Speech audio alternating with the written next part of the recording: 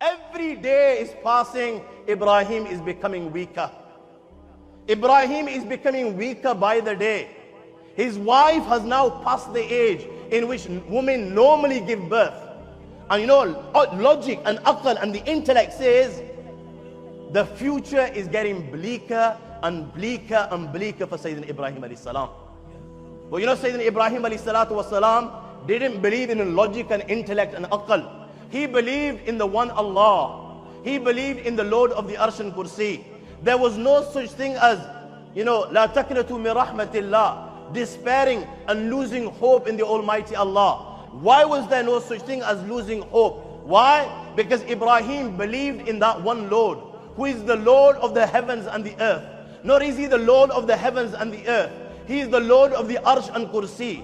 Not only is he the Lord of the Arsh and Kursi, Alhamdulillahi Rabbil Alameen, he introduces himself in the Quran that he is the Lord of everything that exists out there. All the worlds, all the galaxies, all the planets. He was praying to that very Allah. إِنَّمَا أَمْرُهُ إِذَا أَرَادَ شَيْئًا أَنْ يَقُولَ لَهُ كُنْ فَيَكُونَ. The one that makes the impossible possible. He was praying to that Almighty Allah. Whenever he desires and wills something, he says, kun fayakun, and it bees. He was, logic and aql says, a child cannot be born in this age. But my friends, he was praying to that very Allah subhanahu wa ta'ala, who created Hazrat Isa alayhi salatu wasalam from a woman, from Hazrat Maryam alayhi salam, without a father. He was praying to that very Allah subhanahu wa ta'ala, who created Hazrat Hawa alayhi salam from the rib of Hazrat Adam alayhi salatu wasalam. He was praying to that very Allah, who created Adam without a mother and father. He was praying to that very Allah, who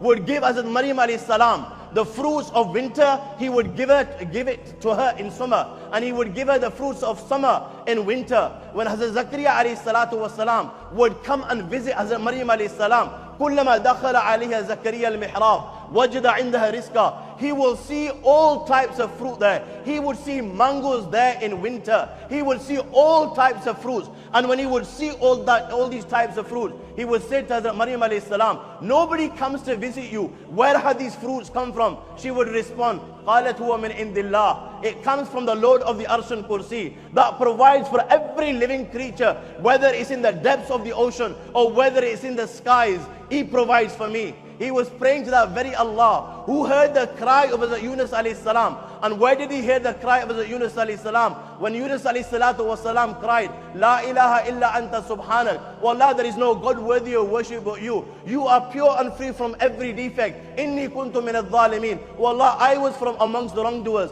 Where is Hazrat Yunus alayhi salam? When Allah heard the cry, he's in the stomach of a fish, in the darkness of the night, in the darkness of the ocean. Allah responds to the cry of Yunus and gives him refuge and protection and saves him and rescues him. He was praying to that very Allah that came to the rescue of Zakaria alayhi salam. When Zakaria made this dua, Oh Allah, inni wahana al-azmu minni washta'al al-ra'su shayba wa lam akum bidu'aika rabbi shaqiya. Oh Allah, I become old and weak. My bones have begun to crack. Oh Allah, my wife is barren. Oh Allah, the hair on my head have become grey. Oh Allah, I beg you, you are the one that gives children. Oh Allah, I beg you, give me a child. And Allah responded to the cry of Zakaria and gave him a son, Yahya alayhi salam.